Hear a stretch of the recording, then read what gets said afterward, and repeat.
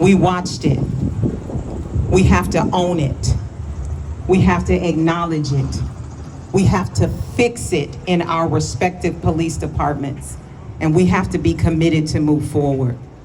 I am so blessed and so honored today that I have association presidents, because most of you who are activists, I know right now we have some differences. I saw a sign that said, Chief Hall, we are disappointed.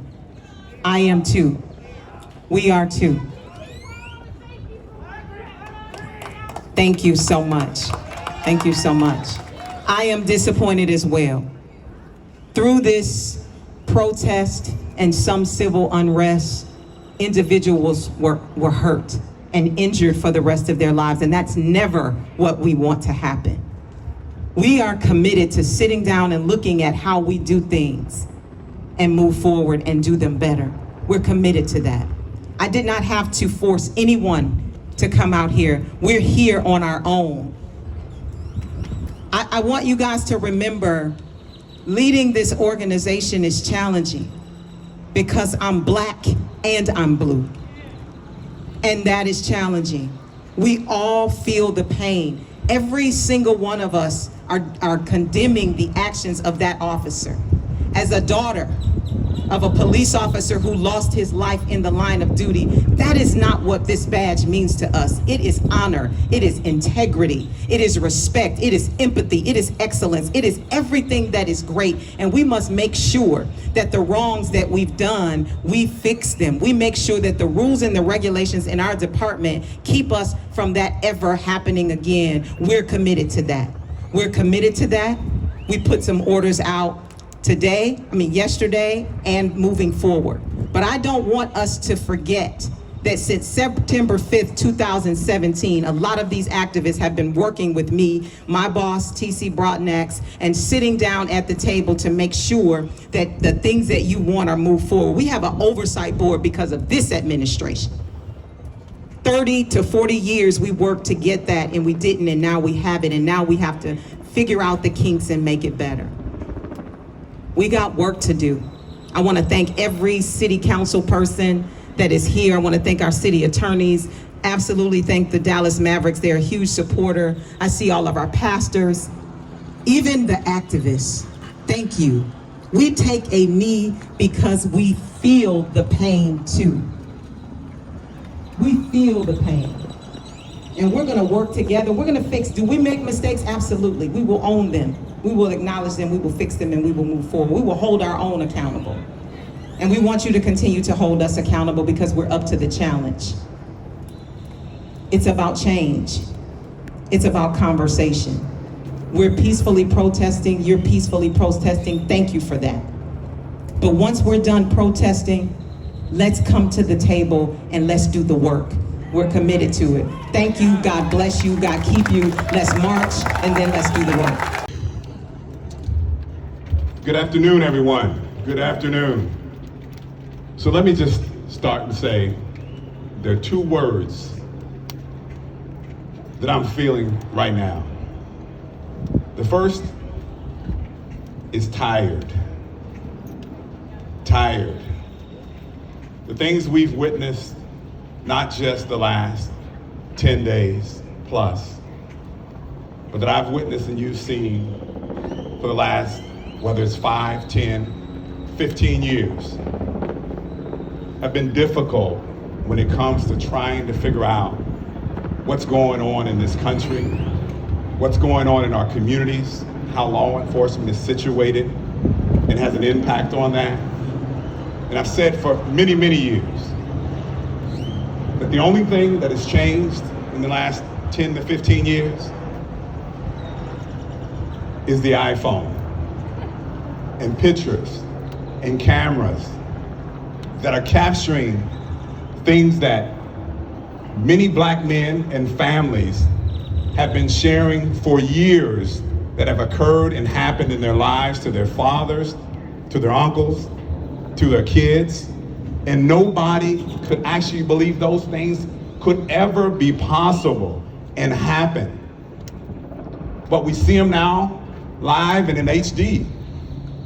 And in some cases we see it, and the end result is that people don't think it ever really happened that way, and people are not held accountable. So I'm tired, having raised and or been their guardian for 4 grown African American men, having to talk to them about what they can and should not do, whether that's in confrontation and or discussion with law enforcement, just to ensure that they make it safely home. Have to worry about when my own alarm goes off and my son is the only one in the house, that when someone comes, because he didn't remember the code, what not to do, because they might not even think he deserves to live where he lives. Have to walk around my own community having the ID that's government issued in my pocket, in my own neighborhood, to make sure I can tell someone I belong and live in this neighborhood. It's pretty tough being the city manager. Pretty tough, a lot of responsibility. But understand this, when I go home, I take off my suit, I spend time with my kids, and then I go out in the community without my suit on. People don't know who I am. In some cases, they don't care. And so I walk around like everybody else in this community, particularly communities of color, worrying, wishing, praying that the stress, the historical triggers, the things that have influenced and impacted African Americans and other people of color for years. As I often say, wouldn't it be great if I could just be me and not have to worry about carrying around the responsibility and the worry and pain and all the things that people of color have to walk around and try to do. You need to talk this way. You need to represent yourself this way. You need to make sure you don't challenge authority in this way. Again, I'll tell you, it's tough and I'm tired. The other word, quite honestly, is inspired. What I've seen these last few days, the peaceful protests, the people of all different backgrounds, colors, and creeds coming together, trying to shine a light on and push the systems to change, to find a way to respect people for who they are, not for what you think they are or what you think they might do to you. The young people, middle-aged people, folk who didn't get to participate in all the things that went on in the 60s. I was born right after that.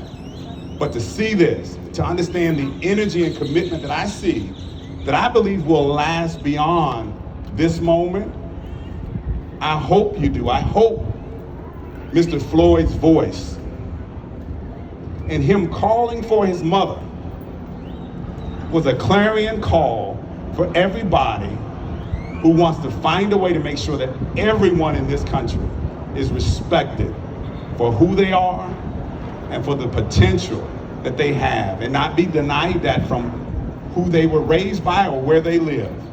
So I'm just gonna say to you today as the city manager, in concert, please understand this, in concert with the elected officials that lead this organization, the mayor and all 14 council members, I know they're committed to figuring out how we can stop having the same conversations, stop seeing the same pain, and start to try to figure out how we prevent what happened to Mr. Floyd from happening to anyone else in this country, and more importantly, anyone else in the city of Dallas. So thank you. Keep doing what you're doing. Do it peacefully, and keep pushing us to be better tomorrow than we are today. Thank you so much. God bless you. So, happy birthday! When we pass by Boldham's house, I'm gonna say, what's his name? What's his name? When we're marching on the streets, we're doing this because of George Floyd, not random. What's his name? Those are the chants that we're gonna do today. I'm gonna go ahead and throw one more out. Who matters? Black Lives Matter. Who matters? Black Lives Matter. That's right. That's why we're here today. I'm gonna refer to a meme just because, I mean, it's meme generation, so it is what it is, all right? Bear with me.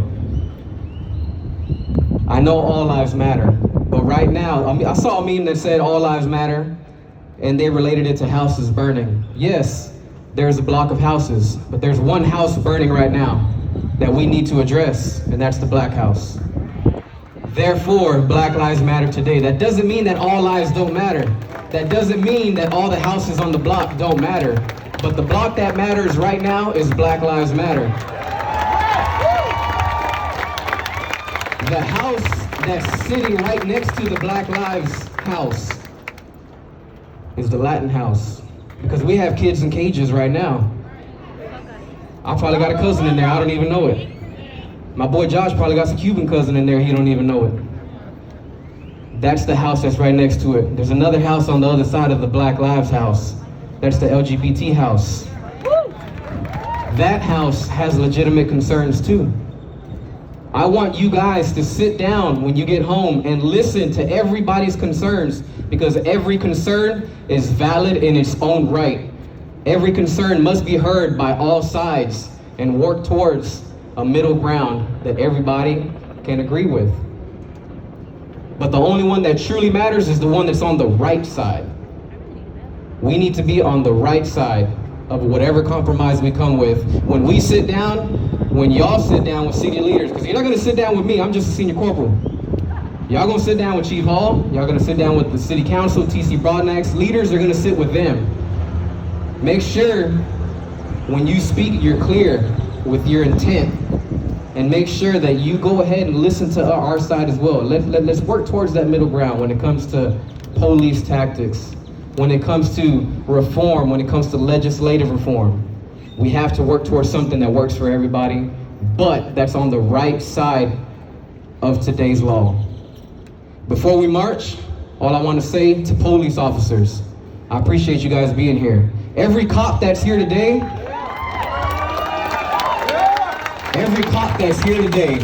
is saying to them old school cops, I'm tired of your racism. Every Hispanic cop that's here today is saying to officers, stop asking for a Spanish speaker. Stop asking for a Jose. My cousin's names aren't Jose. You see what I'm saying? Stop saying stuff like that, guys.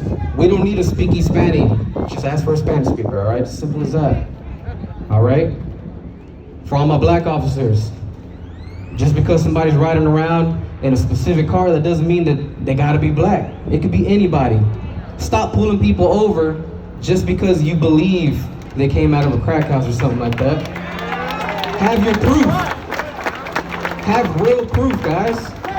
Don't just mess with people to mess with people. Every cop that's here today is bucking a system and saying to other cops, we're not gonna stand by anymore and allow you to be racist. That is why we're here today. So I appreciate you guys being here today. I appreciate every citizen allowing us, and whether you accept our olive branch or not, I appreciate you being here to at least letting us show you that we are here for you and that we're here for you today and we're going to be here for you tomorrow. Thank you guys. In about 3 minutes, we're going to get to start marching. Make sure you get yourself some water, get yourself some food. I appreciate you guys. Once again, who matters? Please, we're going to march down Lamar. Get yourself some water, please.